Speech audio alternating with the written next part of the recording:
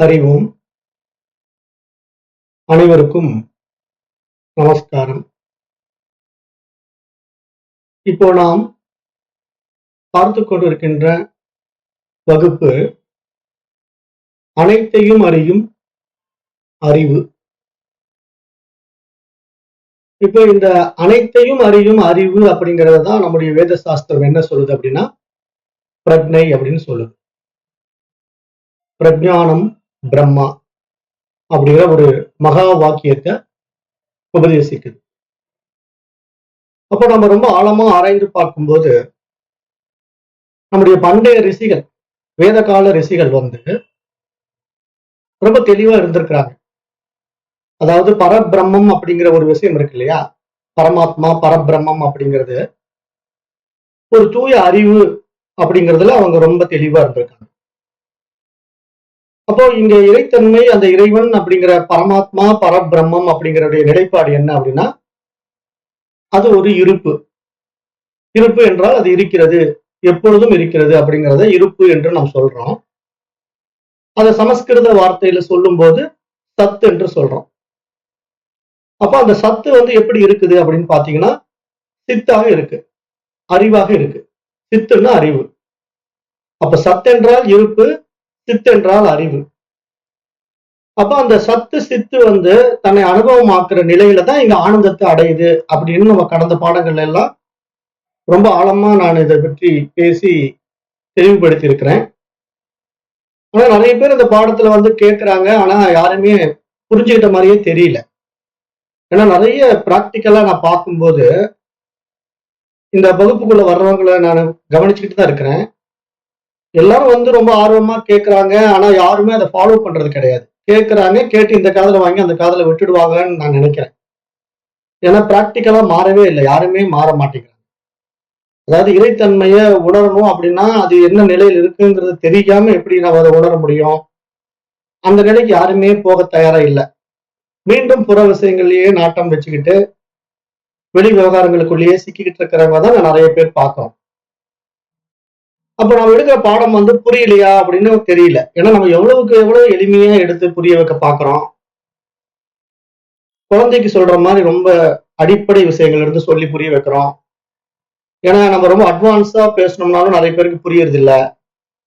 அப்ப ரொம்ப சமஸ்கிருத பாடல்கள் எல்லாம் உபயோகப்படுத்தி அதை நம்ம சொல்லும் போது அந்த பாடல்களுடைய பொருள் புரியாம நிறைய பேர் குழப்பம் அடைகிறார்கள். அப்படின்னும் அதையெல்லாம் கூட நம்ம விட்டுட்டு ரொம்ப எளிமையா தமிழாக்கத்துல தமிழ் படுத்தி இங்க வேத ரிஷிகளும் பண்டைய ரிஷிகளும் எப்படி வாழ்ந்தார்கள், அவர்கள் சொல்ல வர்ற விஷயம் என்ன அப்படிங்கிறத நம்ம ரொம்ப ஆழமா இங்க புரிய வைக்க எடுத்த முயற்சி என்ன அப்படின்னா, இங்க பரமாத்மா பரபிரம்மங்கிறது ஒரு அறிவா இருக்குது, அவ்வளவுதான்.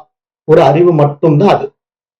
அப்ப அந்த அறிவா இருக்கிற அது தன்னுடைய பிரதிபிம்ப வெளிப்பாடாக இந்த பிரபஞ்சத்தை படைக்குது அப்படின்னு தான் வேதம் சொல்லுது. வேதம் எப்படி சொல்லுதுன்னா, இங்க இறைவனே இந்த உலகமாக மாறுவது கிடையாது, அப்படி மாறவும் முடியாது.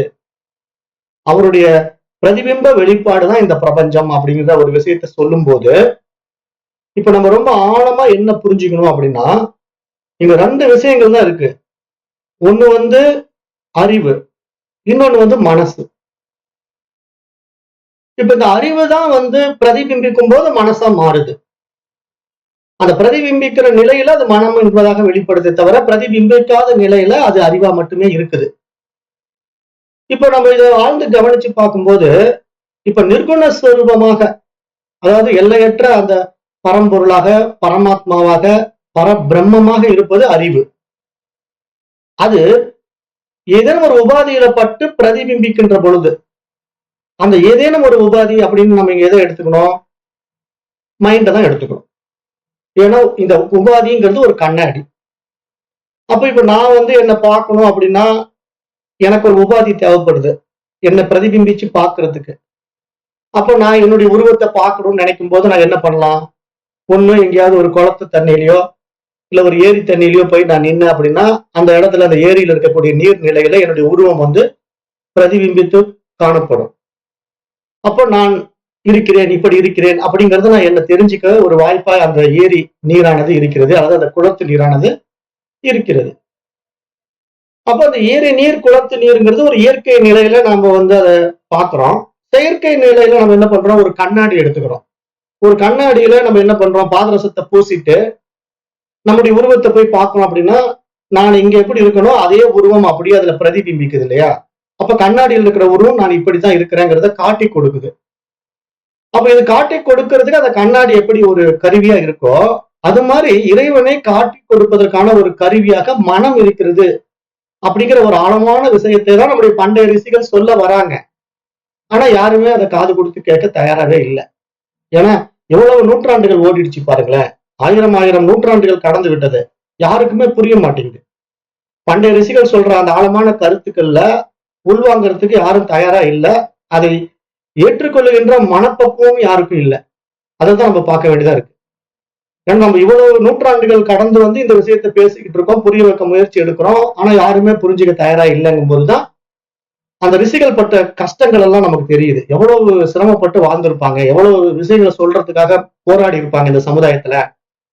ஆனா இந்த மனிதர்கள் வந்து மனம் போன போக்குல தானே போயிட்டு இருக்காங்க அப்படிங்கறத நம்ம இன்றைக்கு வரைக்கும் பார்க்க முடியுது இல்லையா? ஏன்னா நம்ம இன்றைக்கு பாருங்களேன், மீடியாவெல்லாம் பாருங்க, நியூஸ் பேப்பரை பாருங்க, எப்படி உலக சுகபோகங்கள்ல சிக்கி சின்ன பின்னம் ஆகிட்டு இருக்காங்க மனிதர்கள் எல்லாம். அதாவது மாயையில மயக்கம் அடைந்திருக்கிறார்கள். நேற்று கூட பார்த்தேன் ஒரு நியூஸ். பெங்களூர்ல ஏதோ ஒரு விளையாட்டு வீரர்கள் வந்து கலந்துக்கிறாங்க, அவங்க வெற்றி பெற்று விட்டார்கள் என்ற ஒரு விழா வச்சிருக்காங்க. அதுல கர்நாடகத்தை சேர்ந்தவர்கள் எல்லாம் அந்த ஸ்டேடியத்துக்குள்ள வந்து குவியறாங்க. மக்கள் எல்லாம் வந்து நம்முடைய குழு வெற்றி அடைந்து விட்டது அப்படின்னு அவங்க எல்லாம் பாக்குறதுக்காக ஏறி விழுந்துகிட்டு அந்த ரசிகர்கள் எல்லாம் என்ன பண்றாங்க, கூட்டமா வந்து குவியும் போது ஒருத்தர் மேல ஒருத்தர் ஏறி விழுந்து முட்டி மோதி எல்லாம் உள்ள நசுக்கப்பட்டு ஒரு 11 பேர் இறந்து விட்டார்கள் என்ற ஒரு நியூஸ் வருது. கர்நாடகாவில் ஒரு நியூஸ் இது. அப்ப இதை பார்க்கும்போது மனிதன் எவ்வளவு ஒரு மடையர்களாக இருக்கிறார்கள் என்று நம்மளால நல்லா புரிஞ்சுக்க முடியுது. அதாவது பகுத்தறிவே இல்லாத மனிதர்கள். ஏன்னா நல்லா படிச்சிருக்காங்க. ஜெனரல் எஜுகேஷன்ல அவங்க எல்லாம் ஒவ்வொருத்தரும் கிராஜுவேஷன் டிகிரி வாங்கியிருப்பாங்க. அவர்கள் வந்து எந்த அளவுக்கு வந்து நாகரிகம் அடைந்தவர்களாக இருந்தாலும் உடல் அளவில தான் நாகரிகம் அடைந்திருக்கிறார்களே தவிர உள்ளத்தில் அளவில் மனிதர்கள் நாகரிகம் அடையவே இல்லை என்றுதான் சாஸ்திரம் இன்றைக்கு வரைக்கும் சொல்லிட்டே இருக்கு. இங்க விஷயம் என்ன அப்படின்னா, அந்த உள்ளத்துல நாகரிகம் அடைகிறது தான் மனித பிறவியினுடைய மகத்துவம். உடைகள்னாலேயோ அல்லது வெளிப்புற வேஷங்களினாலேயோ நாகரிகம் அடைவதை வந்து நம்முடைய சனாதன தர்மம் ஏற்றுக்கொள்வது கிடையாது. ஏன்னா இப்ப மாடர்ன் அப்படிங்கிறது எப்படி ஆயிடுச்சு, உடைகளே இல்லாம போறதெல்லாம் கூட இப்ப மாடர்ன் ஆகிட்டு இருக்கு. இப்ப வெளிநாடு கலாச்சாரம் எல்லாம் பாத்தீங்கன்னா சும்மா ஒரு ஜெட்டி மட்டும் போட்டுக்கிட்டு வர்றதுதான் மாடர்ன் அப்படிங்கிறாங்க. அதுதான் ட்ரெஸ்ஸிங் சென்ஸ்ங்கிறாங்க. அதாவது அந்த உடை தெரியணும், எல்லாமே உள்ள இருக்கிற உறுப்புகள் எல்லாம் தெரியணும், அப்படிதான் ஒரு ட்ரெஸ்ஸிங் சென்ஸ் போட்டுக்கிட்டு அது ஒரு மாடர்ன் ட்ரெஸ் அப்படிங்கிறாங்க. அப்புறம் பேண்ட்டை பூரா கிழிச்சு விட்டுக்கிறாங்க. நல்லா இருக்கிற பேண்ட்டை பூரா அங்கங்க ஓட்டை போட்டு கிழிச்சு விட்டுக்கிட்டு இதுதான் மாடர்ன் அப்படிங்கிறாங்க. இப்ப இதெல்லாம் பார்க்கும்போது நீங்க மனிதர்களை எப்படி பார்க்கணும், மிருகத்தை விட கீழ்நிலையில பார்க்கணும். ஏன்னா மிருகம் கூட இப்படி பண்ணாது. மிருகத்துக்கு கூட பகுத்தறிவு இல்லைன்னாலும் இது மாதிரி ஒரு பாதையை அது தேர்ந்தெடுக்காது. அதுக்கு கொடுக்கப்பட்ட நீதியில அது அழகா வாழும். அப்ப ஏன் இவ்வளவு கேவலமான கீழ்நிலை மனோபாவங்களிலே மனிதர்கள் போய்விட்டார்கள், மனிதன் வந்து மிருகத்தை விட கீழானவனாக மாறிவிட்டு கொண்டிருக்கின்றான்னா அந்த மெச்சூரிட்டியே வளரல. நம்ம எதை கொடுக்கணுமோ அதை கொடுக்க தவறிட்டோம் அப்படிங்கறத நம்ம நல்லா புரிஞ்சு கொள்ள முடியுது. இப்ப என்னுடைய நாகரிகமோ இன்றைய சமுதாயத்தையும் நம்ம ஆழ்ந்து கவனிச்சு பார்த்தோம்னா, அதாவது எல்லாரிடத்துலயுமே ஒரு காழ்ப்புணர்ச்சி. அதனாலதான் எங்க பார்த்தாலும் போர் பிரச்சனை. இப்ப நீங்க வந்து நம்முடைய பாரத தேசத்துல மட்டும் இல்லாம மற்ற தேசங்கள் எல்லாம் நீங்க கவனிச்சீங்கன்னா, இப்ப பாத்தீங்கன்னா இஸ்ரேல் இந்த வாரெல்லாம் இருக்குல்ல, பாலஸ்தீனியம் எல்லாம் பாத்தீங்கன்னா ரொம்ப மத சண்டை. இவன் கிறிஸ்டியன் அவன் முஸ்லீம்ங்கிறதுனால ஒருத்தருக்கு ஒருத்தர் அடிச்சுக்கிட்டு ஆடிக்கிட்டு அந்த போர் காரணமாக அந்த மக்கள் எல்லாம் வறுமை நிலைக்கு தள்ளப்பட்டிருக்கிறார்கள். போர் மூலமா மக்கள் வந்து பொருளாதாரத்தை இழந்து விட்டார்கள். அந்த போரின் காரணமாக யாருமே தொழில் செய்ய முடியல. அந்த தொழில் இல்லாததுனால எல்லோருக்கும் வறுமை வந்து விட்டது. வறுமையின் காரணமாக பசி அவர்களை ஆட்கொள்ளுது. மனிதன் என்றால் பசி எடுக்காம இருக்காது, பசி எடுத்துருச்சு, சாப்பாட்டுக்கு அலையிறாங்க. அப்ப ஏதேனும் ஒரு சமூக அமைப்புகள் வந்து மற்ற நாடுகள்ல இருந்து அவர்களுக்கு உணவு அளிச்சு உதவி பண்ணாலும் அந்த உணவை வாங்க வருகின்ற அந்த அப்பாவி மக்களை சுட்டு தள்ளுறாங்க. கொஞ்சம் கூட இரக்கம் இல்லாம அந்த உணவை வாங்க வருகின்ற அப்பாவி மக்களை சுட்டுக் கொள்கிறார்கள் அப்படிங்கிறது நம்ம நியூஸ்ல பாக்குறோம். அப்ப என்ன இதுல இருந்து நம்ம புரிஞ்சுக்கணும்னா, அதாவது இரக்கமே இல்லாத அளவுக்கு மனிதர்கள் வந்து இனவெறி மனிதர்களாக மாறிவிட்டார்கள், இனப்பற்று உள்ளவர்களாக மாறிவிட்டார்கள், மதப்பற்று உள்ளவர்களாக மாறிவிட்டார்கள் என்று நம்ம பார்க்கிறோம் இல்லையா? இந்த மதப்பற்று சமயப்பற்று தான் இந்த பிரிவினைகளை நமக்கு உண்டாக்கி வச்சிருக்கு. இப்ப நாம இது மாதிரி அத்தியாத்ம ஞான கல்வியில வர்றவங்க முதல்ல செய்ய வேண்டியது என்னன்னா, இந்த சமயங்களையும் மதங்களையும் கடந்து நம்ம நிக்க முடிஞ்சா மட்டும்தான் இதுல வெற்றி பெற முடியும். அதை நீங்க நல்லா உள்ள வாங்கிக்கணும். ஏன்னா இங்க நிறைய பேர் இங்க உள்ள வராங்க, பாடத்தை கேட்கறாங்க, அப்புறம் மறுநாள் வேஷம் போட்டுக்கிறாங்க, பட்டையும் கொட்டையும் போட்டுக்கிறாங்க, காவி ட்ரெஸ் போட்டுக்கிறாங்க, சாமியார் மாதிரி காட்டிக்கிறாங்க. எதுக்கு இந்த வேஷம்? ஆன்மீகம்ங்கிறது இந்த வேடதாரியா வாழ்ந்தால்தான் அந்த வாழ்க்கையா? இங்க எல்லாவற்றையும் துறப்பதுதானே உண்மையான துறவு. மனதள அளவுல இந்த புற விஷயங்கள்ல இருக்கிற நாட்டத்தை விடுவதுதானே உண்மையான துறவுன்னு தானே நம்ம சொல்லி கொடுத்துட்டே இருக்கிறோம். இந்த பாடமே அதுதானே சொல்ல வருது. இந்த பாடம் என்ன சொல்ல வருது? பண்டைய ரிஷிகள் என்ன சொல்ல வராங்க? அந்த பரமாத்மா, அந்த பரபிரம்மம் தூய அறிவாக பிரகாசித்துக் கொண்டிருக்கிறது. அதனுடைய பிரகாசம் நம்முடைய மனதிலே பட்டு பிரதிபிம்பிக்கின்ற பொழுது இந்த மனமே அந்த தூய அறிவு நிலைக்கு உயர்கின்றது. அப்ப இங்க மனம்தான் அந்த அறிவாகவே இந்த உலகத்துல இயங்கிட்டு இருக்கு, இயக்கமா இருக்கு. இதுவே எல்லாவற்றையும் படைத்து அனுபவித்து ஆனந்தம் அடைகிறது. அப்ப நான் என்ன சொல்ல வரேன்னா, அந்த தூய அறிவாகிய பரபிரம்மம் இருக்கு இல்லையா, பிரம்மம் என்று சொல்றோம் இல்லையா, அது சிவமோ விஷ்ணுவோ பிரம்மாவோ எதுவுமே கிடையாது. அதெல்லாம் நம்மளால உருவாக்கப்பட்ட உருவகங்கள் தான். இப்ப சிவம்ங்கிற ஒரு உருவத்துல பரபிரம்மத்தை நிறைய பேர் பாக்குறாங்க. அது மிகப்பெரிய தவறு. அதே மாதிரி வைணவ சித்தாந்தம் என்ன பண்ணுதுன்னா, விஷ்ணு அப்படிங்கிற நிலைப்பாட்டுல பரபிரம்மத்தை பாக்குறாங்க. அது மிகப்பெரிய தவறு. ஏன்னா இங்க உருவத்திலேயே இல்ல, அது குணமற்றது, அது நிர்குணம்னு பேரு. பிரம்மம்னாலே அது நிர்குணம். அப்ப அந்த பிரம்மம் எப்படி இருக்குது அப்படிங்கிறத சனாதன தர்மத்துல வந்த சான்றோர்கள், நம்முடைய தமிழ் வழி வந்த முன்னோர்கள், திருமூலரும் சிவவாக்கியரும் சித்தர் பெருமக்களும் நமக்கு என்ன சொல்றாங்கன்னா, அந்த பரபிரம்மம் என்பது ஒரு அறிவு அப்படிங்கிறதுல தெல்ல தெளிவாக சொல்லிடுறாங்க. அப்ப அந்த அறிவானது நிர்குண நிலைப்பாட்டில் இருக்கு. பரபிரம்மம் என்பது எந்த குணங்களும் இல்லாமல் இருக்கிறது. அது நிர்குணம், நிரீசம், நிர்மலம், நிரஞ்சனம் அப்படின்னு பல பெயர்களால் பாராட்டப்படுகிறது, போற்றப்படுகிறது. அது எல்லாவற்றையுமே எதையுமே பற்றாதது. எந்த ஒரு விஷயத்தையும் அது பிடிக்காது. அது தன்னில் தானாய் தன்மயமாய் தனித்துவமாய் பிரகாசித்துக் கொண்டிருக்கின்ற அந்த தூய அறிவாகிய இருப்பு, அந்த சத்து சித்து என்ன பண்ணுதுன்னா, மனம்ங்கிற ஒரு விஷயத்துக்குள்ள பட்டு பிரதிபிம்பிக்கிற மறு வினாடி இந்த உலகமாக படைக்கப்பட்டிருது. அப்ப இந்த மனசுதான் இங்க உண்மையிலேயே யாரு தெரியுமா? சர்க்குண பிரம்மம். இது நிறைய பேருக்கு புரியவே மாட்டேங்குது. இங்க நீங்க சர்க்குண பிரம்மம் அப்படிங்கிறது என்னன்னா உங்களுடைய மனசுதான். நிர்குண பிரம்மங்கிறது என்னன்னா உங்களுடைய அறிவு தான். இது புரியாதுல என்ன பண்ணாலும் வாழ்க்கையில வெற்றி பெறவே முடியாது.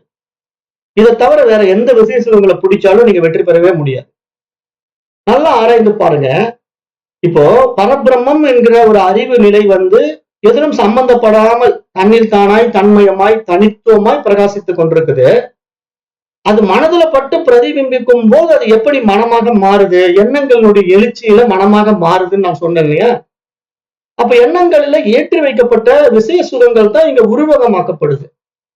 அப்ப இங்க உருவகத்துல ஒரு சிவபெருமான் வராரு, உருவகத்துல ஒரு விஷ்ணு பெருமான் வராரு, பிரம்மா வராரு, முருகன் வராரு, விநாயகர் வராரு. எல்லாமே நம்முடைய உருவத்தில் கொண்டு வந்த உருவங்கள் எல்லாமே மனதின் அடிப்படையில் உண்டாக்கப்பட்டது.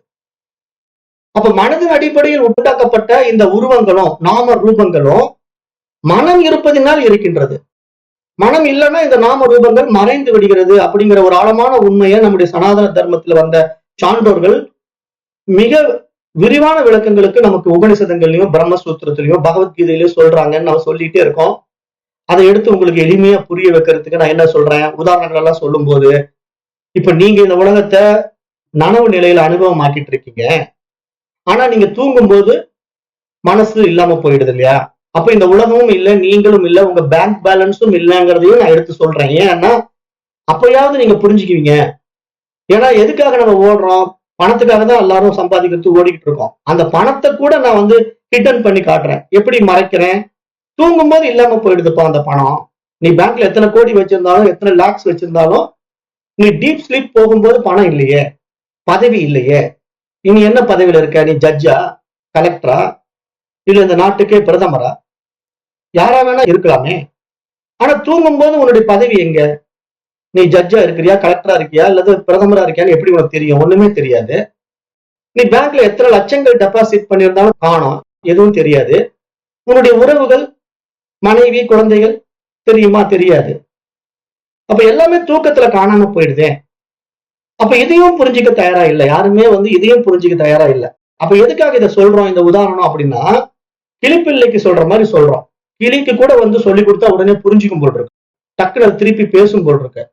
ஆனா இந்த மனிதர்கள் புரிஞ்சுக்கவே மாட்டேங்கிறாங்க. என்ன சொல்றோம் அப்படின்னா, அந்த கனவு நிலையில எப்படி இந்த மனம் இல்லாத போது இந்த உலகம் இல்லாமல் போகிறதோ, அது உனக்கு புரியுதா இல்லையா? பிராக்டிக்கலா உன்னால அதை அப்ளை பண்ணி பார்க்கும்போது புரியுது இல்லையா? யார் கனவு காண்றா, யாரு தூங்குறா, யார் நனவு உலகத்துக்கு வரா? நீ தானப்பா வர. நீயே தானே இந்த 3 அனுபவங்களுக்குள்ள போற. அப்ப நனவு உலகத்துக்குள்ள வரும்போது இந்த உலகம் இருக்குங்கிற, கனவு உலகத்துக்கு போகும்போது இந்த உலகத்தை காணோங்கிற. இந்த உலகம் இல்ல, வேற ஒரு உலகத்துல கனவு கண்டுகிட்டு இருக்கிற. இந்த 2 உலகத்தையும் விட்டுட்டு நீ காணாமையே போயிடுறிய. ஆழ்ந்த உறக்கத்துல நீ இல்லையே, ஆளே இல்லையே. அப்ப இதை ஆராய்ந்து பார்த்தீங்கன்னா இதெல்லாம் மனதினுடைய லீலைகள் என்று புரியவில்லையா என்று நம்ம கேள்வி கேட்கிறோம். ஏன்னா மனசு இப்படி நம்மள பிளே பண்ணி விளையாடிட்டு இருக்கு. இதை நீ புரிஞ்சுக்கணும். ஏன்னா இந்த பாடி மைண்ட் இருந்தா தான் இதெல்லாம் தெரியும். இந்த பாடி மைண்ட் இல்லாத நிலையில இது எல்லாம் இல்லாம போயிடும்.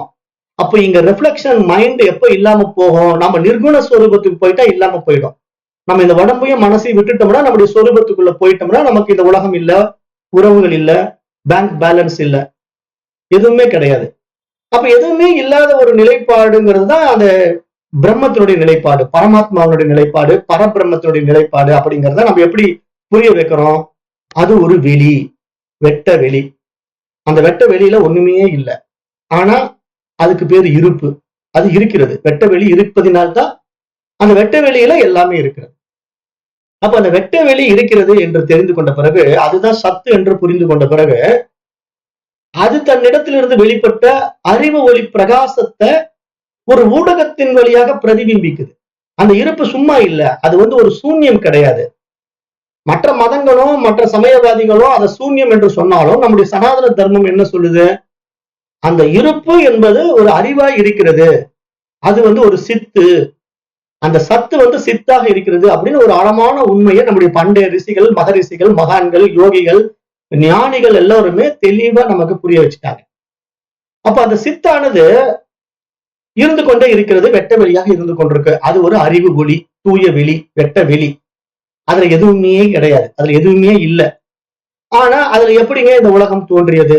இந்த பிரபஞ்சம்ங்கிற ஒரு கேலக்சி வந்தது, அதுல சூரியன் இருந்தது, சூரிய மண்டலத்தை சுற்றி 9 கோள்கள் தோன்றின, அதுல பூமிங்கிற ஒரு பந்துக்குள்ள மனிதர்கள் இருக்கின்றோம் அப்படின்னு நம்ம சொல்ற இத்தனை சப்ஜெக்டுமே சயின்ஸ் படி நம்ம சொன்னாலும் இது எல்லாம் உண்மையில எப்படி தெரிஞ்சது?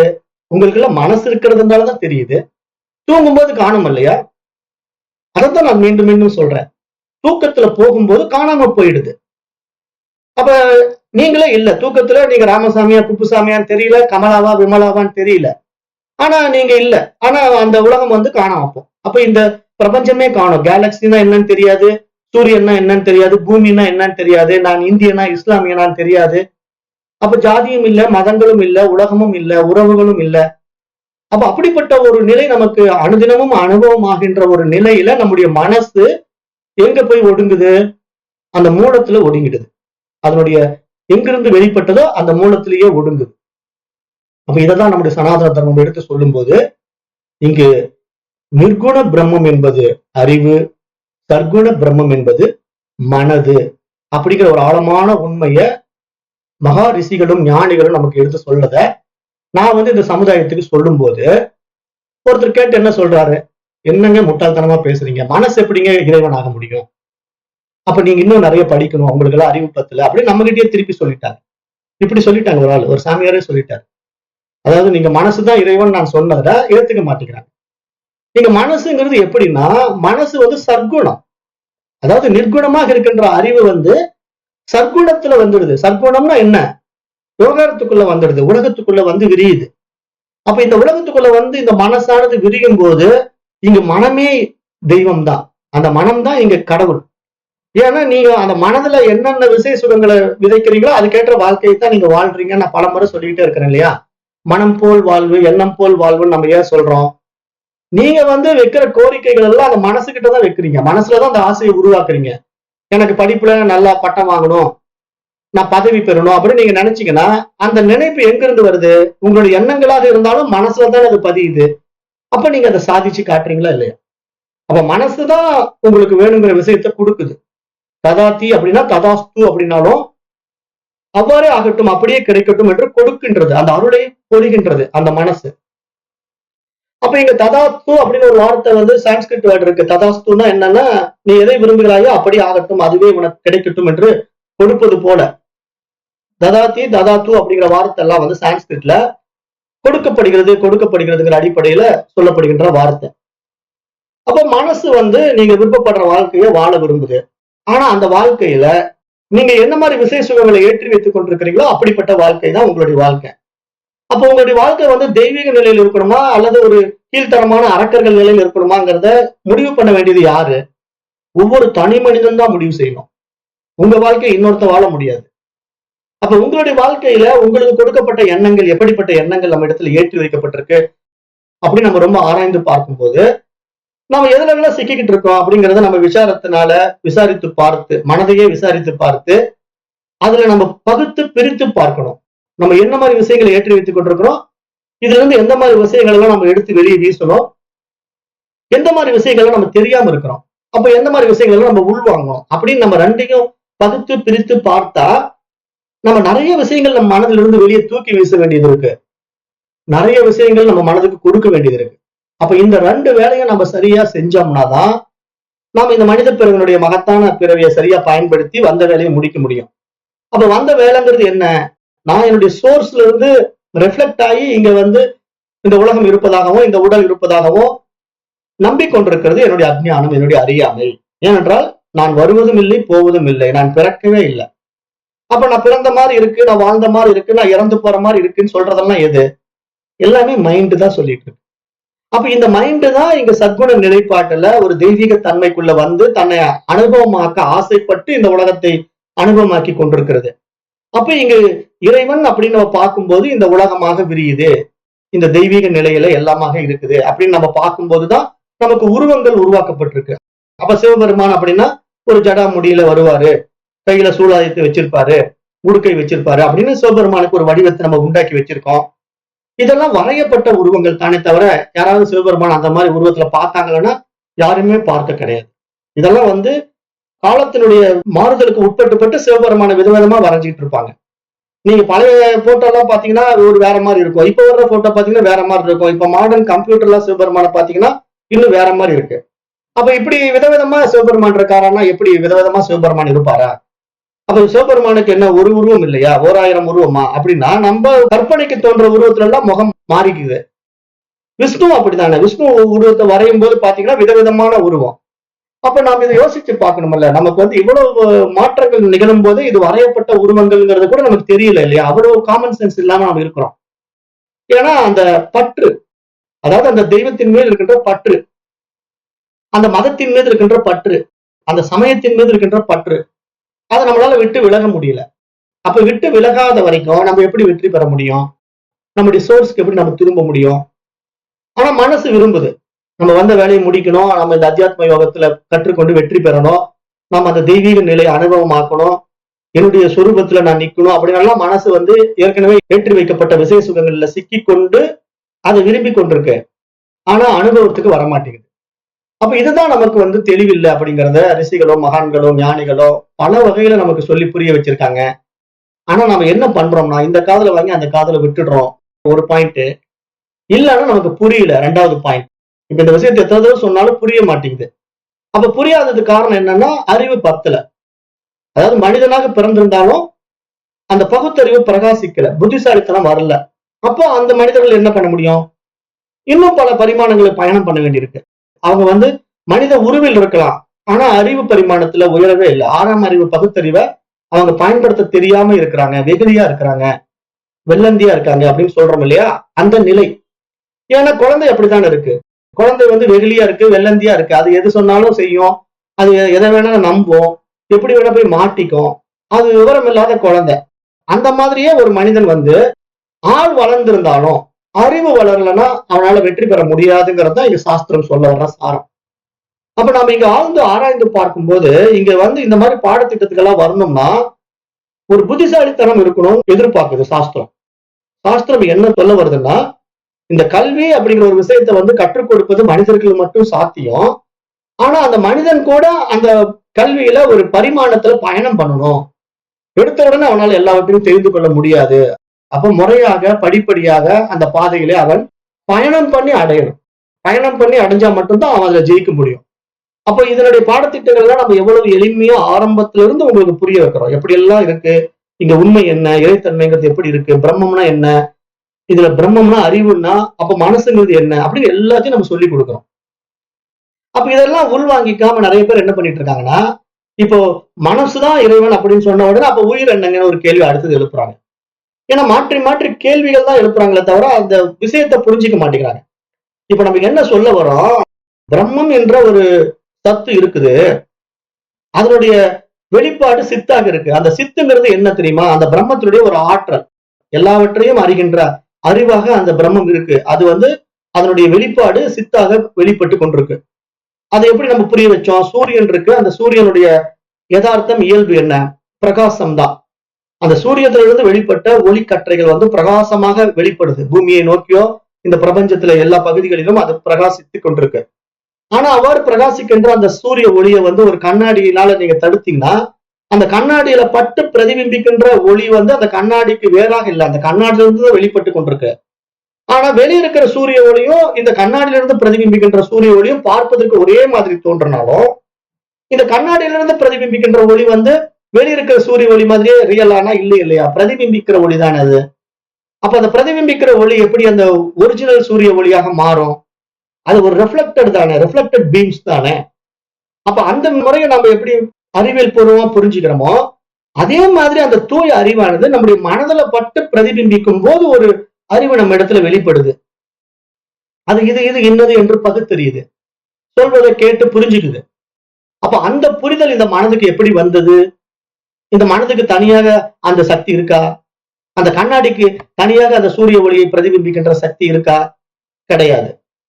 கண்ணாடி கிட்ட இருந்து எந்த ஒளியும் வெளிப்படவே இல்லை, கண்ணாடிக்கு எந்த ஒளியை வெளிப்படுத்துகின்ற ஆற்றலும் கிடையாது. ஆனால் அந்த சூரியனுடைய ஒளி ஆற்றலை வாங்கி பிரதிபிம்பிக்கின்ற கண்ணாடி எப்படி பிரகாசமாக அந்த ஒளிக்கற்றைகளை சூரியனிடம் இருந்து வெளிப்பட்டது போலவே தானும் வெளிப்படுத்தி கொண்டிருக்கிறது. இந்த விஷயத்தை தான் நம்ம இங்க எப்படி சொல்றோம்னா, அந்த அறிவானது நம்முடைய மனதில் பட்டு பிரதிபிம்பிக்கும் பொழுது நாமே அந்த தெய்வீக நிலையை அந்த தெய்வம் போல காணப்படுகின்றோம். ஆனா நாம் அதை எந்த நிலையில பாக்குறோம் அப்படின்னா, இந்த உடல் மனம்ங்கிற அபிமானத்துக்குள்ள போய் பார்க்கும் போதுதான் நாம் நம்மளை சுருக்கிக்கிறோம்.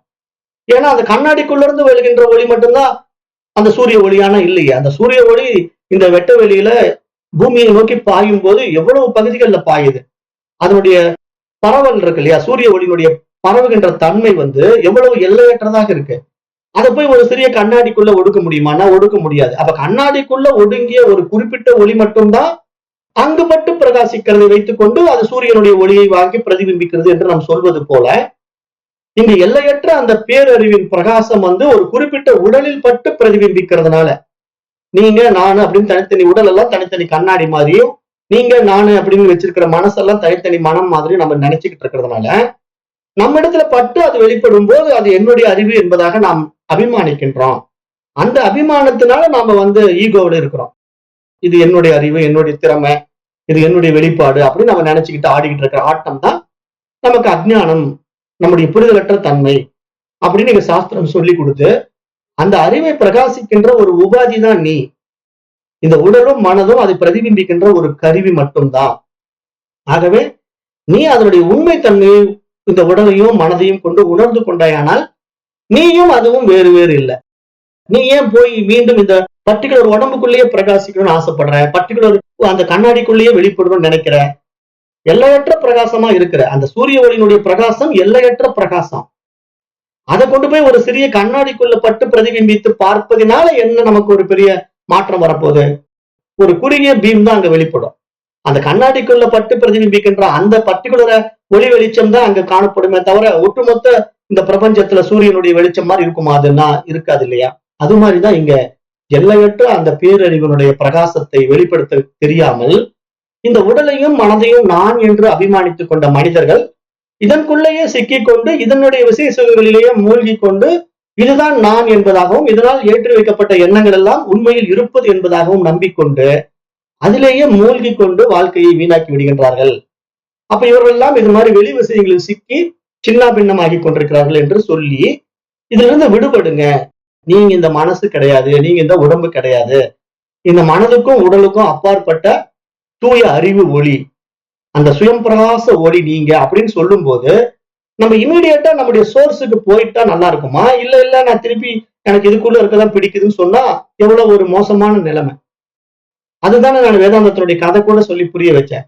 ஒரு பையன் வந்து கலை கூத்தாடியா மாறிட்டான். ஒரு கலை கூத்தாடியால எடுக்கப்பட்டு வளர்க்கப்பட்டதுனால அவன் கலை கூத்தாடி வாழ்க்கையை வாழ்ந்து கொண்டிருக்கிறான். ஒரு கயித்து மேல நடக்கிறான், ஒரு கம்பி மேல நடக்கிறான், குறுகிய வாழ்க்கை வாழ்ந்து கொண்டிருக்கிறான். ஒரு நாள் அந்த நாட்டு மந்திரி வந்து அந்த பையனுடைய ராஜ முத்திரையை பார்த்து கீழே இறக்கி, நீ வந்து ராஜாவுடைய பையன்பா, நீ இளவரசன், இந்த நாட்டுக்கே நீ ராஜான்னு சொன்ன உடனே அவன் உடனே அந்த நாட்டுக்கு ராஜாவாக மறு வினாடி மாறிவிட்டு அவன் போய் அரண்மனையில உட்கார்ந்து ஆடம்பர வாழ்க்கையை வாழ்வது புத்திசாலித்தனமா? இல்ல இல்ல நான் வந்து இன்னும் இந்த கலை கூத்தாடியாவே இருக்கிறேங்க, அந்த ராஜ வாழ்க்கையெல்லாம் எனக்கு வேண்டாங்க, எனக்கு கம்பி மேல நடக்கிறதா பிடிச்சிருக்கு, கைத்து மேல நடக்கிறதா பிடிச்சிருக்குன்னு சொன்னான்னா அவனை நம்ம என்னவா பார்ப்போம்? மூட்டால் மூடன் என்றுதானே பார்ப்போம். அப்படித்தான் இப்ப நாம எல்லாம் இருக்கிறோம்னு சொல்றேன். நான் எதுக்காக இதை வெளிப்படையா சொல்றேன் அப்படின்னா, இவ்வளவு விஷயங்களை நம்ம உள் வாங்குறோம், ஆனா பிராக்டிக்கலா அப்ளை பண்ண மாட்டேங்கிறோம். மீண்டும் மீண்டும் நம்ம விஷய சுகங்கள்ல போய் சிக்கிறோம், விவகாரத்துக்குள்ள போய் மாற்றோம், புற விஷயங்கள்ல நாட்டம் காட்டுறோம். அப்ப புரிய மாட்டேங்குது. அப்ப நம்ம சொல்ற விஷயம் புரிய மாட்டேங்குது. அந்த இளவரசனுக்கு வந்து ராஜான்னு சொன்னது புரியல. அவன் கம்பி மேலேயே நடக்க ஆசைப்படுறான், கைத்து மேலேயே நடக்க ஆசைப்படுறான். அவனுக்கு புரிஞ்சிட்டா மறுவினாடி அவன் என்ன பண்ணுவான்? இந்த நாட்டையே ஆளுகின்ற ராஜாவாக மாறி விடுவான். ராஜ உடை தரித்து விடுவான். அவனுக்கு அறுசுவை உணவுகள் கிடைத்து விட ஆடம்பரமான வாழ்க்கை மாறிவிடும். அப்ப அதுதான் உண்மையில அவன் அடைய வேண்டிய இலக்கு. ஒவ்வொரு மனிதனும் அதுதானே விரும்புறான். தான் ஆனந்தமா இருக்கணும், சந்தோஷமா இருக்கணும், அறுசுவை உணவு கிடைக்கணும், நல்ல லக்ஸூரியஸ் வாழ்க்கை வாழணும் அப்படின்னு தான் எல்லாருமே ஆசைப்படுறோம் நம்ம சராசரி மனித வாழ்க்கையில. அப்ப அது மாதிரி மனித வாழ்க்கையில அப்படி ஒரு உயர் பரிமாண நிலையை வாழ ஆசைப்படுகின்றவனுக்கு அப்படி ஒரு வாழ்க்கை இருக்குன்னு காட்டி கொடுத்தா அதை எப்படி உடனடியாக ஒருத்தன் பிடித்துக் கொள்வானோ, அது போல இங்கு வேத சாஸ்திரம் என்ன சொல்லுதுன்னா, நீ ஏன் உன்னை வந்து குறுக்கிக்கிட்டு இருக்க? இந்த உடம்புக்குள்ளேயும் மனசுக்குள்ளேயும் குறுக்கிக்கிட்டு இதுதான் என்னுடைய வாழ்க்கை என்று வாழ்க்கையை சுருக்கி வாழ்ந்து கொண்டிருக்கிறாய். நீ எல்லையற்ற அறிவு அல்லவா? எங்கும் நீக்கமர நிறைந்த சுயம் பிரகாச ஒளி அல்லவா? நீ ஏன் போய் இந்த உடலையும் மனதையும் நான் என்று அபிமானித்துக் கொண்டு இந்த குறுகிய வாழ்க்கையை வாழ விரும்புகிறாய்? அப்புறம் இந்த குறுகிய வாழ்க்கையை வாழ விரும்புவது மட்டும் இல்லாமல் இதற்கு ஒரு கருவியாக இறைவனை வேற பிடித்துக் கொள்கிறாய். அதுக்கு ஒரு முருகன் தேவைப்படுது, நாராயணன் தேவைப்படுது, அல்லது சிவபெருமான் தேவைப்படுது. ஏன்னா இவருடைய பிரச்சனைகளை முறைவிடுவதற்கு, இவருடைய கவலைகளை கொட்டுவதற்கு. அப்ப என்ன காரணம்? இவன் வந்து தன்னை அஜ்ஞானியாக நினைத்துக் கொண்டிருப்பதனால இவனுக்கு ஒரு வழிகாட்டி தேவைப்படுது. அப்ப இவனுக்கு ஒரு ஆறுதலான ஒருத்தர் வழி சொல்றதுக்கு ஒரு உருவம் தேவைப்படுது. அது இவனுக்கு பிடித்தமான ஒரு உருவத்துல எடுத்துக்கிறான். அது சிவபெருமானா எடுத்துக்கிறான், இல்லைன்னா விஷ்ணுவா எடுத்துக்கிறான், இல்லைன்னா முருகனா எடுத்துக்கிறான். அப்ப என்ன பண்றான்? அந்த முருகன் கிட்டயோ விஷ்ணு கிட்டயோ சிவபெருமான் கிட்டயோ போய் புலம்புறான்.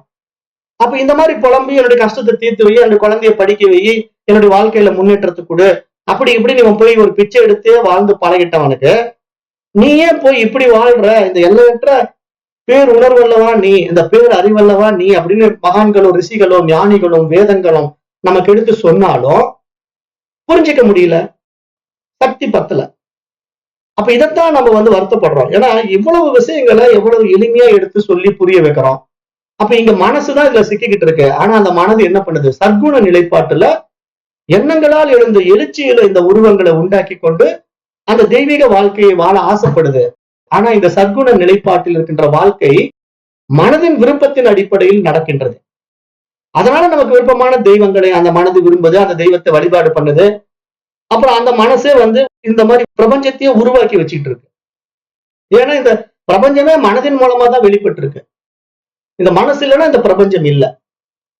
இத வந்து கடவுபனிஷத்து சொல்லுதுன்னு அந்த மந்திரத்தை அடிக்கடி சொல்லிட்டே இருப்பேன். நான் தத்ர சூரியபாதி நான் சந்திர தாரகம் நேமா வித்யதோ பாந்திகி குதோயம் அக்னிகி தமேவ பாந்தம் அனுபாதி சர்வம் தஸ்ய பாஷா சர்வமிதம் விபாதி அப்படின்னு ஒரு மந்திரம் இருக்கு. யமதர்மராஜன் வந்து நசிகேதனுக்கு கடோ உபநிஷத்துல சொல்லி கொடுக்கிறாரு. என்ன சொல்லி கொடுக்கிறாரு? நான் தத்ர சூரியபாதி நான் சந்திர தாரகம், நான் இருப்பதினால்தான் சூரியன் பிரகாசிக்கின்றது, நான் இருப்பதினால்தான் சந்திரன் ஒளிர்கின்றது, நான் இருப்பதினால்தான் விண்மீன்கள் வெளிச்சத்தை தருகின்றன. அப்ப நான் இல்லாமல் இந்த அக்னி ஒளிர்ந்து விட முடியுமா? ஒரு கற்பூர தீபத்தையோ ஒரு ஊதுபத்தையோ நீங்க காட்டுறீங்க அப்படின்னா, ஒரு கடவுள் முன்னாடி போய் கோயில்ல ஒரு கற்பூர தீபாரதனை காட்டுறீங்க, இல்ல வீட்டுல ஒரு சாமி படத்துக்கு முன்னாடி ஒரு கற்பூர ஒளியை காட்டுறீங்கன்னா அந்த கற்பூர ஜோதி ஒளிர்வது நீங்க இருக்கிறதுனாலதான் ஒளிருது. இல்லைன்னா அந்த கற்பூர ஜோதி எப்படி ஒளிரும்? அந்த கற்பூர ஜோதியை ஏற்றி வைத்துக் கொண்டு அந்த கற்பூர ஜோதியினுடைய ஒளியை பார்க்கின்றவனே பார்ப்பான் தான். அப்ப பார்ப்பான் இருப்பதினால்தான் அங்க பார்க்கப்படும் பொருள் இருக்கிறது. அப்ப பார்க்கப்படும் பொருளும் பார்ப்பானும் யாரு? அந்த பார்வை என்ற பரமனின் பிரகாசத்தினாலே நடந்து கொண்டிருக்கிற ஒரு லீலா வினோதம். அப்ப இந்த லீலை இதை எப்படி நம்ம புரிய வைக்குது சாஸ்திரம்? அறிபவன் அறியப்படும் பொருள் அறிவு அப்படின்னு திருப்புட்டியில முப்புடியில சொல்லி கொடுக்குது. எப்படி சொல்லி கொடுக்குது? இந்த விஷயத்தை ஒருத்தன் அறிந்து கொண்டிருக்கிறான். அறிபவன் என்பது மனசு, அறியப்படும் பொருள் என்பது இந்த உலகம். அப்ப அறிபவனாகிய மனது அறியப்படுகின்ற உலகத்துல சிவபெருமானை படைச்சு வச்சுக்குது, விஷ்ணுவை படைச்சு வச்சுக்குது, பிரம்மாவை படைச்சு வச்சுக்குது. அப்புறம் அதுல 1008 பிரச்சனைகளை உருவாக்கிக்குது. இது உயர்வு, இது தாழ்வு, விஷ்ணு பெருசு, சிவன் சின்னதுங்கிறது வைணவ சித்தாந்தம், சிவன் பெருசு, விஷ்ணு சின்னதுங்கிறது சைவ சித்தாந்தம், பிரம்மா நான் வணங்கவே மாட்டேன் அப்படிங்கிறது ஒரு கூட்டம். அப்ப இதெல்லாம் என்ன காரணம்? மனம் உண்டாக்கி கொண்ட படைக்கப்பட்ட அறியப்பட்ட பொருட்கள். அந்த அறியப்பட்ட பொருட்கள் எதன் மூலமாக அறியப்பட்டது? அந்த அறிபவன் என்ற மனிதனால் அறியப்பட்டது. அப்ப அறிபவனாகிய மனமும் அறியப்படுகின்ற பொருட்களும் எதன் அதிஷ்டானத்தில் இருக்கிறது? ஆராய்ந்து பார்த்தால் அறிவின் அதிஷ்டானத்தில் இருக்கிறது. அப்ப அந்த தூய அறிவு இல்லாவிட்டால் இங்கு விண்மீன்கள் ஏது, சூரியன் ஏது, சந்திரன் ஏது, உலகம் ஏது, நான் ஏது, ஏதுமே இங்கு இல்லை. இததான் கடோபனிஷத் சொல்லுது. இவ்வளவு ஒரு ஆழமான உண்மையை ரிஷிகள் பல ஆயிரக்கணக்கான நூற்றாண்டுகளுக்கு முன்னாடி சொல்லிட்டாங்க. ஆனா இன்றைக்கு வரைக்கும் நம்ம மாறவே இல்லை. ஏன் மாறவில்லை அப்படின்னா, நீங்க நல்லா புரிஞ்சுக்கணும், இது திட்டமிட்ட சதி. அதாவது நம்ம இங்க கமர்சியலாக வாழ கத்துக்கிட்டோம். உண்மையா இறைவனை யாருமே தேடல, சுயநல நோக்கம். நீங்க கோயில்கள் எல்லாம் போனீங்கன்னா அந்த கோயில்கள்ல பாத்தீங்கன்னா இந்த நெய் தீபம் ஏற்பதற்கு 20 ரூபாய்ன்னு போட்டிருப்பான்.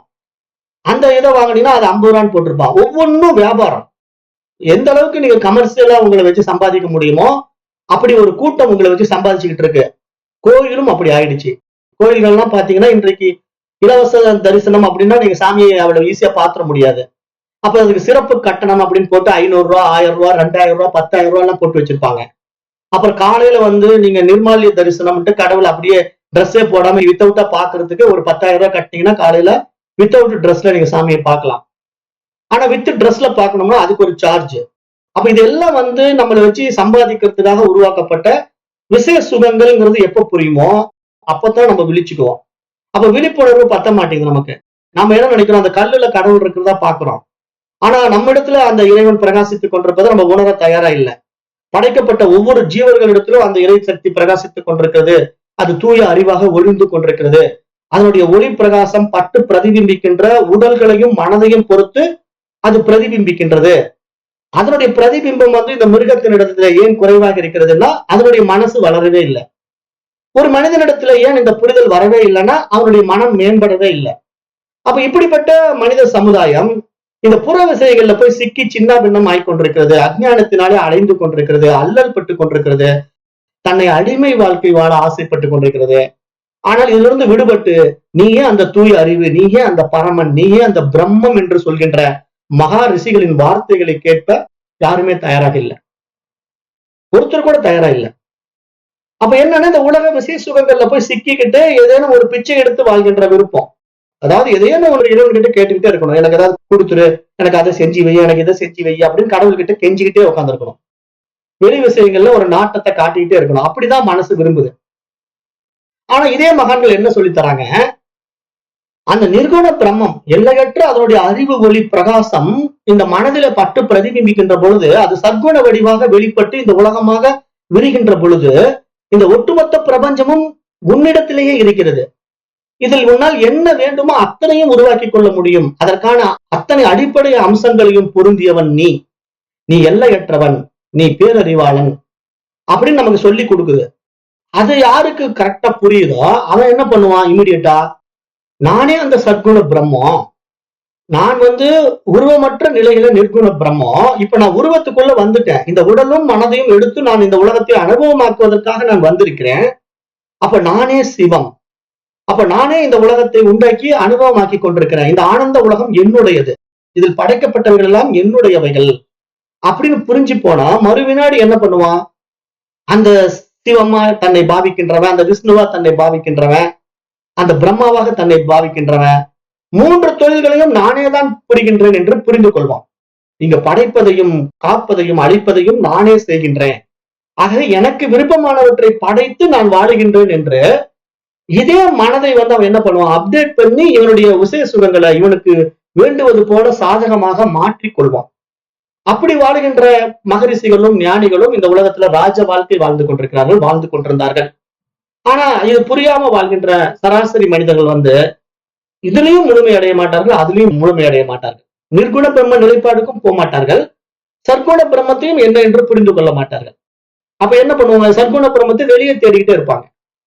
அந்த கல்லுலதான் சிவபெருமான் இருக்காரு, அந்த கோயில்ல தான் விஷ்ணு இருக்காரு அப்படின்னு அங்க போய் தேடிக்கிட்டு, அங்க போய் கும்பிட்டுட்டு, அங்க போய் கெஞ்சிக்கிட்டு, அங்க போய் சாமி கிட்ட கொஞ்சிக்கிட்டு இருப்பானே தவிர இவன் இவனுடைய வாழ்க்கையில நானே அந்த பிரம்மம் என்று ஒரு நாளும் உணர மாட்டான். ஏன்னா இது மற்றவர்களால் புகுத்தப்பட்ட எண்ணங்களால் சிக்கிக்கொண்ட மனிதன் இவ்வாறு சின்ன பின்னமாகி கொண்டிருக்கின்றான் என்றுதான் மகான்களும் மகரிஷிகளும் ஞானிகளும் மீண்டும் மீண்டும் நமக்கு சொல்லிக் கொண்டிருக்கிறார்கள் என்ற ஒரு ஆழமான கருத்தை நேற்றைக்கு நான் மகாகவி சுப்பிரமணிய பாரதியாருடைய பாடல் மூலமா கூட சொன்னேன்.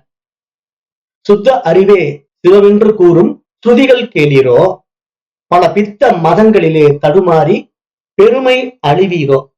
அப்ப இந்த பித்த மதங்களில போய் தடுமாறி உங்களுடைய பெருமையை நீங்கள் அழித்துக் கொள்கிறீர்களா?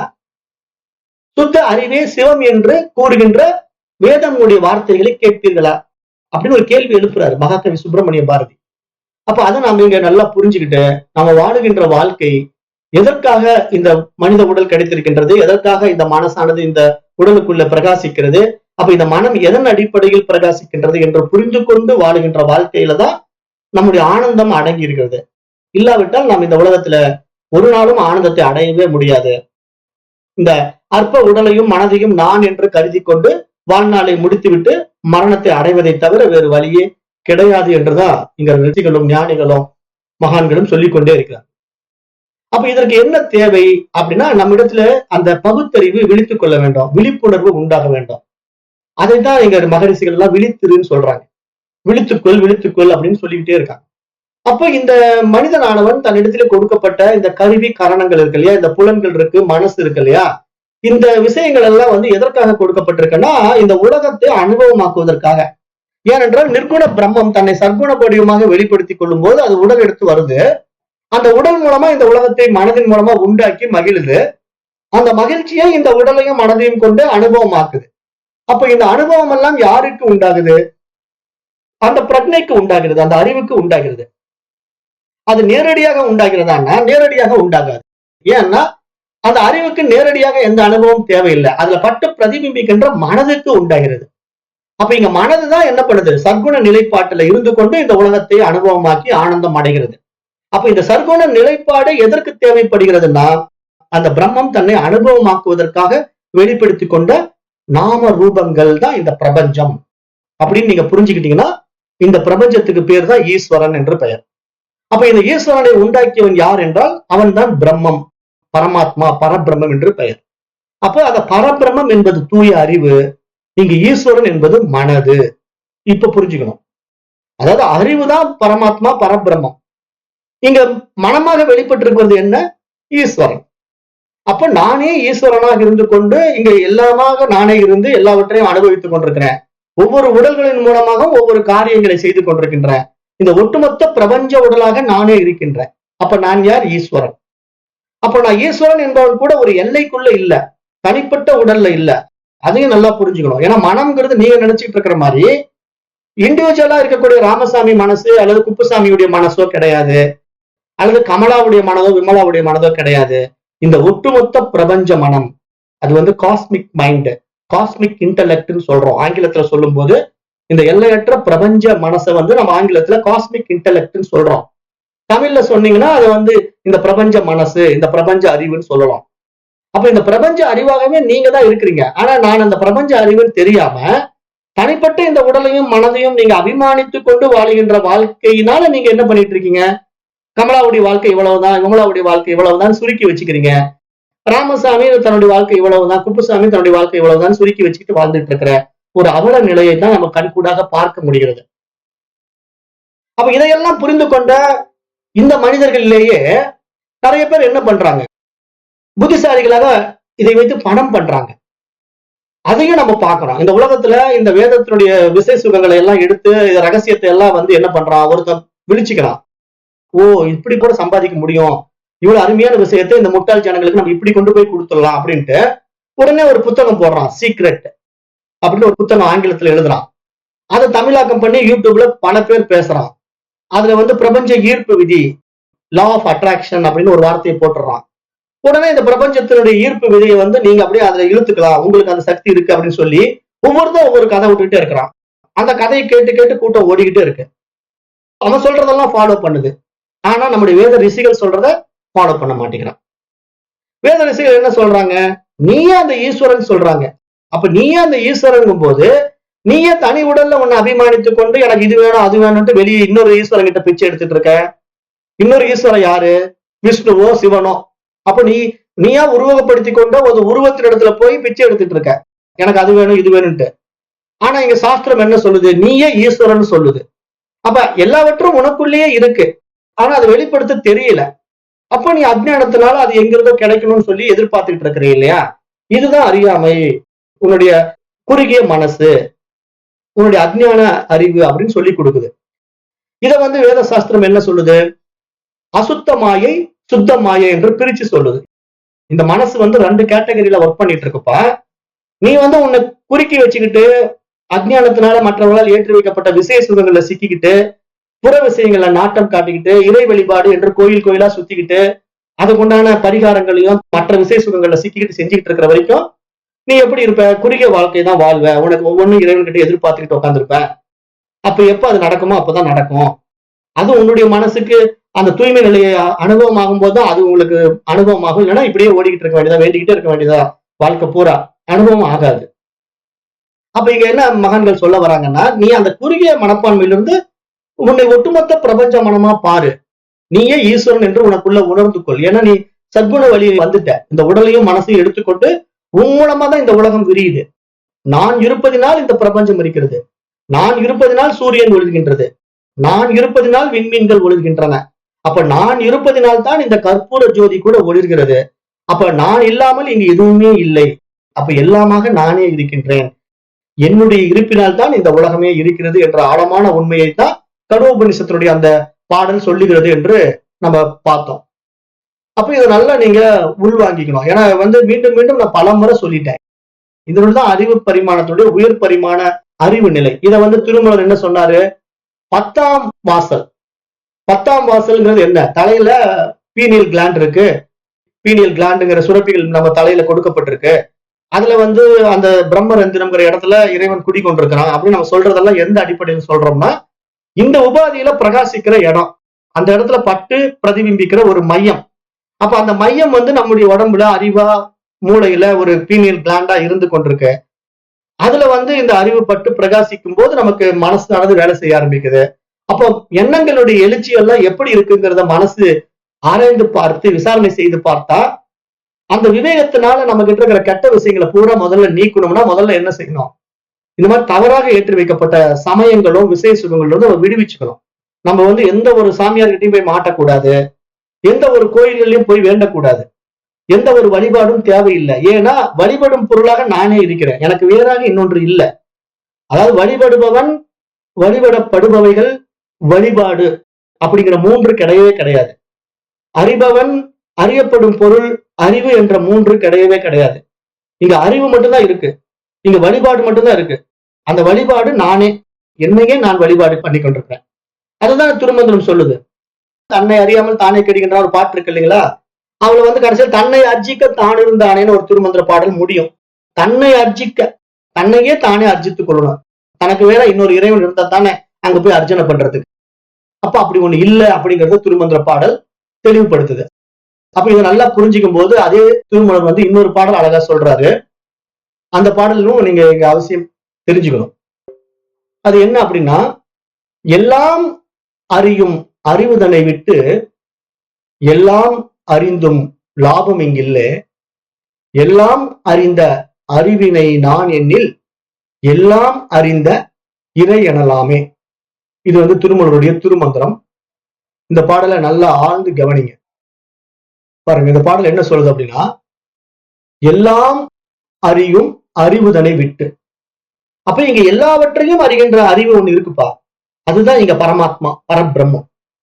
அந்த எல்லாம் அறியும் அறிவுதனை விட்டு விட்டு எல்லாம் அறிந்தும் லாபம் இங்கு இல்ல. அதை விட்டு விட்டு நீங்க இந்த உலகத்துல புற விஷயங்கள்ல எனக்கு இது தெரியும் அது தெரியும் அப்படின்னு ஏகப்பட்ட விஷயங்களை நீங்க கற்றுக்கொள்வதனால ஒரு லாபமும் இங்க கிடையாது. எல்லாம் அறிந்த அறிவினை நான் எண்ணில், அப்படி எல்லாவற்றையும் அறிந்து கொண்டிருக்கின்ற அந்த தூய் அறிவாகிய பரபிரம்மத்தையே நான் என்று ஒருவன் உணர்ந்து கொண்டானால், எல்லாம் அறிந்த அறிவினை நான் என்று எண்ணில் எல்லாம் அறிந்த இறை எனலாமே என்று திருமந்திரம் சொல்லுது. திருமூலர் சொல்றாரு தமிழ்ல. இததான் வேத ரிஷிகள் பல ஆயிரக்கணக்கான ஆண்டுகளுக்கு முன்னாடி அறிவே இறைவன் என்று சொல்றார். அறிவே இறைவன் என்று பண்டைய ரிஷிகள் மகான்கள் இதைத்தான் நமக்கு சொல்றாங்க. ஆனா நம்ம இதை வாங்கிக்கிறதே கிடையாது. காதுல வாங்கி அந்த காதுல வாங்கி அந்த காதுல விட்டுறோம். அப்ப இது மாதிரி ஒரு தவறான புரிதல்ல நம்ம பயணம் பண்ணிக்கிட்டே இருந்தா எத்தனை வகுப்புகள் எடுத்தாலும் உங்களுக்கு புரியாது. நான் கிட்டத்தட்ட பல ஆண்டுகளாக இந்த விஷயத்தை நான் உங்களுக்கு சொல்லி புரிய வைக்கிறதுக்கு பல ஆங்கிள் நான் முயற்சி பண்ணிட்டே இருக்கிறேன். ஒவ்வொரு ஆங்கிள் சொல்றேன். ஒவ்வொரு விஷயத்த நீங்க இப்படி புரிஞ்சுக்குவீங்களா அப்படி புரிஞ்சுக்குவீங்களா, நீங்க ஏதேனும் ஒரு வகையில இதை உள்வாங்கி நீங்க மாறுவீங்களான்னு நான் பாக்குறேன். யாருமே மாற மாட்டேங்கிறாங்க. எல்லாமே தெரிஞ்ச மாதிரி பேசுறாங்க, எல்லாம் எனக்கு புரிஞ்சிருச்சுங்கிறாங்க. ஆனா மறுநாள் பார்த்தா ஏதோ ஒரு கோயில்ல இருக்காங்க. எதுக்குங்க கோயிலுக்கு போனீங்கன்னா வேண்டிட்டு இருந்தேங்க, வேண்டுதலுக்கு நிறைவேற்ற போறேங்கிறாங்க. அப்புறம் பார்த்தா திடீர்னு ஒரு நாள் பார்த்தா மொட்டை அடிச்சுக்கிறாங்க, ஒரு நாள் பார்த்தா கொட்டை போட்டுக்கிறாங்க, அப்புறம் ஒரு நாள் பார்த்தா சாமியார் ஆயிட்டாங்கிறாங்க. இது எல்லாமே நான் சொன்னதுக்கு அப்புறம் செய்யறாங்க. இத்தனை விஷயம் நான் சொன்னதுக்கு அப்புறமும் நிறைய பேர் சாமியார் ஆயிட்டாங்க. அப்ப எதுக்கு சாமியார் ஆனீங்கன்னு கேட்டா அதுல ஒரு சுகம் இருக்குங்க, அதுல ஒரு ஆனந்தம் இருக்குங்கிறாங்க. அப்ப என்ன புரிஞ்சுக்கிட்டாங்க, நம்ம சொல்றது என்ன புரிஞ்சுக்கிட்டாங்கன்னு தெரியல. ஏன்னா இங்க இறைவன் அறிவா இருக்கிறான். அவனை அடையிறதுக்கு எதுக்குப்பா வெளியே வேஷம்? அது உனக்குள்ள பிரகாசிக்குது. அந்த தூய அறிவு உன்னிடத்துல பிரகாசிக்க வைக்கிற வேலையை மட்டும் நீ பாரு. நீ வெளியே ட்ரெஸ் சேஞ்ச் பண்றதுனால என்ன ஆயிட போகுது? எந்த ரிஷிகளுமே அந்த காவி ட்ரெஸ்ல இல்லையே. வரையப்பட்ட படத்தை பார்த்துக்க ஏமாந்து போற. உண்மையான ஞானிகளும் மகரிஷிகளும் வெள்ளை வேஷ்டி வெள்ளை துண்டு போட்டுக்கிட்டு தானே கல்யாணம் பண்ணிக்கிட்டு குடும்பத்தோடு வாழ்ந்தாங்கன்னு நான் பலமுறை சொல்லிட்டேன். நான் பண்டைய ரிஷிகள் எல்லாமே திருமண வாழ்க்கை வாழ்ந்தவர்கள், இல்லற தர்மத்தில் வாழ்ந்தவர்கள் என்று நான் பலமுறை சொல்லிட்டேன். நீங்க எதுக்காக வந்திருக்கிறோமோ அதை மட்டும் தான் செய்யணும். அதை விட்டுட்டு நான் சாமியார போறேன்ட்டு காவி வேட்டி கட்டுறதுனால என்ன மாற்றம் நடந்துற போகுது? ட்ரெஸ் சேஞ்ச் பண்றதுனால இறைவன் அனுபவம் ஆகிடுவானா? நேற்று அதை தான் அவ்வளவு தூரம் நான் விளக்கம் கொடுத்தேன். அதாவது சுரைக்காய நீங்க 9வது நிலையில நீங்க அதை அனுபவமா மாறினாலும் பார்த்தாலும், புத்தகத்தில் பார்க்கப்பட்ட சுரைக்காய் பொம்மையை நீங்க கடை வீதியில போய் கையிலேயே வாங்கி பார்த்தாலும் அது ஒரு அனுபவம் ஆகாது. அது முழுமையான அனுபவம் கிடையாது. அது நீங்க சாப்பிட்ட பிறகு அந்த சுரைக்காயும் நீங்களும் ஒன்றாகும் போதுதான் அது முழுமையான அனுபவம். அது மாதிரி இறைவனும் அப்படித்தான். இறைவனை பற்றி ஆயிரம் புத்தகங்கள் படிக்கலாம், வேதங்கள் படிக்கலாம், உபனிஷதங்கள் படிக்கலாம், பிரம்மசூத்திரம் படிக்கலாம், பகவத்கீதை படிக்கலாம், தேவாரம் படிக்கலாம், திருவாசகம் படிக்கலாம். ஆயிரம் புத்தகங்கள் நீங்கள் இறைவனை பற்றி படிக்கலாம், இறை ஞானத்தை பற்றி தெரிந்து கொள்ளலாம். ஆனாலும் அது அனுபவ அறிவாக மாறுமா? மாறாது. ஏனென்றால் அது பரோட்ச ஞானம், கல்வி அறிவு, அவ்வளவுதான். ஆனா நமக்கு அனுபவ அறிவுங்கிறது எப்ப வரும்? அந்த இறைவனையே தன்னுள் தன்னாய் பார்ப்பது, அவனே நான் நானே அவன் என்று உணர்வது. அந்த உணர்வதற்கு வருகின்ற பொழுது இருமையில் இறைவன் இருக்க முடியாதுங்கிற நான். அதை சொல்லிக் கொண்டு புரிந்து கொண்டவன் கூட வெளியே இறைவனை இன்னொரு உருவத்தில் பார்த்து கொண்டிருக்கின்றதுதான் இங்க அஜ்ஞானம் அறியாமை என்று சொல்றோம். இங்க அஜ்ஞானம் அறியாமை என்று நம்ம ஏன் சொல்றோம்னா, நீங்க எப்ப இந்த பாதைக்குள்ள வந்துட்டீங்களோ அப்ப வெளியே உருவத்தை விட்டுடணும். உருவத்துல இறைவனை வழிபடவே கூடாது. இறைவனை உருவத்தில் வழிபாடு பண்ண ஆரம்பிச்சீங்கன்னா நீங்க வேற இறைவன் வேறங்கிற ரியாலிட்டி இருக்கு, இருமைகள் இருக்கு. அப்ப அந்த இறைத்தன்மை உங்களுக்குள்ள பிரகாசிக்காது. அப்ப நீங்க எப்படி அந்த அஜ்ஞான மனதில் இருந்து கொண்டிருக்கிறீங்களோ அது மாதிரி இன்னொருத்தனும் அஜ்ஞான மனதில் இருந்து கொண்டிருக்கானா, ரெண்டும் ஒண்ணுதான். அவன் வேற மாதிரி புரிதல் இருக்கான், நீங்க வேற மாதிரி புரிதல் இருக்கீங்க. அவன் சாஸ்திரங்களை படிக்கல, அவனுக்கு தேவாரம் தெரியாது, திருவாசகம் தெரியாது, பிரம்மசூத்திரம் தெரியாது, பகவத்கீதை தெரியாது. அவன் இந்த உலகத்தோடு உறவாடி கொண்டு தினசரி கோயில்ல போய் சாமி கும்பிட்டு வந்துட்டு இருப்பான். அவன் ஒரு சராசரி மனிதன். ஆனா நாம இதே மாதிரி வேத நூல்கள் எல்லாம் படிச்சுட்டு எனக்கு தேவாரம் தெரியும், திருவாசகம் தெரியும், பகவத்கீதை தெரியும், பிரம்மசூத்திரம் தெரியும் சொல்லிட்டு நாமளும் கோயில்ல போய் கும்பிட்டுட்டு இருந்தோம்னா ரெண்டு பேருக்கு வித்தியாசம் இல்லைங்கிறேன் நான். ஏன் வித்தியாசம் இல்லை அப்படின்னு சொல்றேன்னா, அவன் தான் படிக்கல, அவனுக்கு பகுத்தறிவு வளரல, இதை பற்றி ஞானம் இல்லை, அவன் கோயிலுக்கு போறான். ஆனா நீங்க இதுல படிச்சீங்களே, என்ன புரிஞ்சுக்கிட்டீங்க? தேவாரம் படிச்சீங்களா, என்ன தெரிஞ்சுக்கிட்டீங்க? திருவாசகம் படிச்சீங்களா, என்ன தெரிஞ்சுக்கிட்டீங்க? தேவாரத்துல நாவுக்கரச பெருமான் என்ன சொல்றாரு? இறைவனை நான் உணர்ந்த அனுபவத்தை பகிர்ந்துக்கிறாரு. திருவாசகத்துல மாணிக்க வாசக பெருமான் என்ன சொல்றாரு? இறைவனை தான் உணர்ந்த அனுபவத்தை பகிர்ந்துக்கிறாரு. பகவத்கீதை என்ன சொல்லுது? நானே இறைவனுங்கிறத ஆழமா நமக்கு நிரூபிக்குது. அது அர்ஜுனன் மூலமா சொல்லி புரிய வைக்குது. பிரம்மசூத்திரம் அதுதான் சொல்லுது. உபநிஷதங்களும் அதுதான் சொல்லுது. அப்ப இதெல்லாம் நான் படிப்பேன். ஆனா நான் கோயிலுக்கு போய் சாமி கும்பிடுவேன்.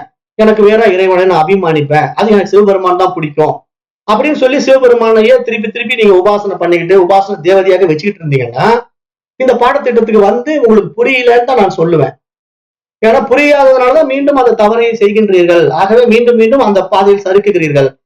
ஆக ஒரு வகையில் நீங்களும் அஞ்ஞானிகள் தானே தவிர நீங்கள் ஒரு நாளும் ஞானிகள் ஆக முடியாது. ஏன் ஞானிகள் ஆக முடியாதுன்னா அவன் கூட புரியாமல் அதை செய்கின்றான், அவன் மன்னிக்கப்படுவான். ஆனா புரிந்து கொண்டு செய்வது போல நடித்துக் கொண்டிருக்கின்ற நீங்கள் மன்னிக்கப்பட மாட்டீர்கள் என்று நான் சொல்றேன். புரியாமல் செய்கின்ற தவறுக்கு மன்னிப்பு உண்டு, இயற்கை வந்து மன்னிச்சிடும். ஆனா புரிந்து கொண்டது போல நடித்து கொண்டு செய்கின்றவருடைய தவறுகளை ஒரு நாளும் இயற்கை மன்னிக்காது, இறைவன் மன்னிக்க மாட்டான். ஆக நல்லா புரிஞ்சுக்கணும். இங்க வந்து என்ன சொல்ல வருது சாஸ்திரம்? சாஸ்திரத்தினுடைய உபதேசம் என்ன? இங்கு இருப்பது ஒன்றே, அது இறைவன் மட்டுமே. அதுவே எல்லாமாக இருக்கிறது. ஆகவே நீயும் இறைவனே, தத்துவமசி, மகா வாக்கிய உபதேசம். அப்ப அந்த தத்துவமசிங்கிற மகா வாக்கிய உபதேசத்தை உள்வாங்கிய மறுவினாடி நான் எப்படி இருக்கிறேன்? பிரஜானம் பிரம்மம். அடுத்தது சொல்லுது அந்த பிரக்னையே இறைவன், அந்த பிரக்னையே பிரம்மம். ஆகவே நீ அந்த அறிவு, நீ அந்த உணர்வு என்று நமக்கு சொல்லி வச்சிருது. அது திருமூலர் சொல்றாரு, எல்லாம் அறியும் அறிவுதனை விட்டு எல்லாம் அறிந்தும் லாபம் அங்கில்லே, எல்லாம் அறிந்த அறிவினை நான் என்னில் எல்லாம் அறிந்த இறை எனலாமே என்று நம்மையே இறைவனாக பார்க்கிறார் திருமூலர். நம் ஒவ்வொருவரையும் இறைவனாக பார்க்கின்றார், தன்னையும் இறைவனாக பார்த்தார். அப்படிப்பட்டவர்கள் தான் ஞானிகள், யோகிகள், மகான்கள், தெய்வீகமானவர்கள். அவர்கள்தான் தேவர்கள் என்று போற்றப்படுகிறது. மற்றவர்களுக்கெல்லாம் அந்த வாய்ப்பு கிடைக்கவே கிடைக்காது. அப்ப இங்க எல்லாம் அறியும் அறிவை கவனிக்காம விட்டுவிட்டு இந்த உலகத்தில் இருக்கின்ற மற்ற விஷய சுகங்களை எல்லாம் அறிந்து கொள்வதனாலே ஒரு லாபமும் இல்லை. ஆகவே எல்லாம் அறியும் அறிவுதான் நான் என்று யார் ஒருவன் தன்னுள் உணர்கிறானோ, அந்த நான் நான் என்று நம் உள்ளே ஸ்புரணமாக்கி கொண்டிருக்கின்ற அந்த தெய்வீக உணர்வை யார் ஒருவன் பற்றி கொள்கின்றானோ அவன்தான் அந்த இறைவனாகவே ஆகின்றான் என்று இங்கு திருமூலருடைய திருமந்திரம் விளக்குகின்றது. அப்ப இதுதான் நம்ம வந்து இங்க ஆழமா புரிஞ்சுக்கணும். அப்ப இங்க வந்து நம்ம ஏன் வந்து புற விஷயங்கள்ல இழுக்குது அப்படின்னா, இந்த மனம் வந்து ஏற்றி வைத்துக் கொண்ட எண்ணங்கள். இறைவனை வந்து இப்படி எல்லாம் வழிபாடு பண்ணணும், நம்ம அப்பா அம்மா சொல்லி கொடுத்திருக்காங்க, தாத்தா பாட்டி சொல்லி கொடுத்திருக்காங்க இல்லையா, அதை வச்சுக்கிட்டு நம்ம ஓடிக்கிட்டு இருக்கோம். ஆனா அவர்களுக்கே அதெல்லாம் புரியாமல் தான் அவர்கள் அதை கையாண்டு கொண்டிருந்தார்கள். அவர்கள் அந்த இறைநிலையை அடையவில்லை. அவர்கள் வழியிலேயே நாமளும் போய் கொண்டிருந்தா நாமளும் அந்த இறைநிலையை அடைய முடியாது. நம் வழியிலேயே நம்முடைய குழந்தைகள் வந்து கொண்டிருந்தாலும் அவர்களும் அந்த நிலையை அடைய முடியாது. ஆக பரம்பரை பரம்பரையாக பாரம்பரியமாக நாம் ஒரே தவறை மீண்டும் மீண்டும் செய்து கொண்டிருந்தா நம்முடைய சந்ததிகள் வந்து அந்த தெய்வீக நிலைக்கு உயரவே உயராது. அதனுடைய அவல நிலை, அஞ்ஞான நிலை தான் இன்றைக்கு நம்ம நியூஸ்ல பாக்குற விஷயங்கள் பூரா. இன்றைக்கு இவ்வளவு பரந்த நாடுகள் வந்து நாகரிகம் அடைஞ்சிருக்கு, வளர்ச்சி அடைஞ்சிருக்க நம்ம வாய்க்கிலேயே பேசினாலும் நாகரிகம் அடைந்த மனிதர்களுடைய வாழ்க்கை முறையா இது என்று நீங்க ஆராய்ந்து பாருங்க. உங்க இடத்துல சுய அறிவை வைத்து ஆராய்ந்து பாருங்க. கல்வி கற்றவன் எல்லாம் அறிவாளிகளாகி விட முடியுமா? புற வாழ்க்கையில இந்த ஜெனரல் எஜுகேஷன் படிச்சவன் எல்லாம் புத்திசாலி என்று சொல்லிவிட முடியுமா? அப்படி புத்திசாலியா இருந்தா ஏன் போய் நேற்று அந்த ஸ்டேடியத்துல அத்தனை பேர் சாவுறான்? அது யாரோ ஒரு டீம் ஜெயிச்சதுக்கும் அவன் ஒண்ணும் அந்த தேசப்பற்று உள்ளவன் போல காட்டிக் கொள்வதற்கும், அது கிரிக்கெட் டீம்லயா தேசப்பற்று இருக்கு? தேசப்பற்றுங்கிறது எங்க இருக்கணும்? ஒரு மேட்ச் விளையாடுறதுல தேசப்பற்ற காட்டுறதுல என்ன ஒரு அஜ்ஞானம்? இது என்னுடைய டீம், என்னுடைய நாடு அப்படின்ட்டு எதுல போய் பற்று வைக்கிறான்? அப்ப இதெல்லாம் ஒரு அஜ்ஞான விஷயங்கள். இதனால எந்த 11 பேர் இறந்தாங்கன்னு நியூஸ் வந்திருக்கு. அப்ப எவ்வளவு ஒரு மூடத்தனம், முட்டாள்தனம். உடைகள்ல மாற்றினாலும் உள்ளம் மாறாத பொழுது மனிதன் நாகரிகம் அடைந்தவன், கல்வி கற்றவன் என்று சொல்ல முடியாது. ஆகவே இங்க கல்வியினுடைய நோக்கம் என்ன தெரியுமா? கற்றதனால் ஆய பயனின் கொள் வாழ் அறிவன் நற்றால் தொழாரெனின் என்று திருக்குறள் அழகா சொல்லி கொடுக்குது. நீ எவ்வளவு வேணா படிச்சிருக்கலாம்பா, அதனால என்ன பயன் இருக்கு? அந்த வாழ் அறிவன் என்பது யாரு? அந்த தூய அறிவு. அறிவன் என்று சொல்கிறார் திருவள்ளுவர். வந்து ஊடகமா பரிபாசையில பேசுறாரு, வாழ் அறிவன். அந்த வாழ் அறிவன் அப்படிங்கிற வார்த்தையை ஏன் போடுறாருன்னா, அது பெரிய ஒரு ரகசியமான வார்த்தை. வாழ் அறிவன் அப்படிங்கிறது அந்த உயிரானது அறிவாக இருக்கு. அந்த உயிரே அறிவு, அந்த உயிரே உணர்வே அறிவு. அப்போ அந்த வாழ் அறிவன் நற்றால் தொழாரெனின் அப்படிங்கிறாரு. அந்த அறிவை ஒருவன் உணராவிட்டால், அதனுடைய அனுபவத்தை ஒருவன் பெறாவிட்டால் அவன் எவ்வளவு கல்வி கற்றிருந்தாலும் அந்த கல்வியினால் ஒரு பயனும் இல்லை என்று திருவள்ளுவருடைய திருக்குறளும் இதை ஆழமாக நமக்கு உபதேசிக்கின்றது. இதே அடிப்படையில இன்னும் திருமந்திரமோ நம்முடைய உபநிஷதங்களும் இன்னும் நிறைய கருத்துக்களை நம்ம இடத்துல சொல்ல இருக்கின்றது. இன்றைக்கு நேரம் கருதி நான் இந்த வகுப்பை இத்துடன் நிறைவு செய்கின்றேன். நாளை வகுப்பிலே மீண்டும் சந்திக்கலாம். நன்றி. ஓம் தத் சத்.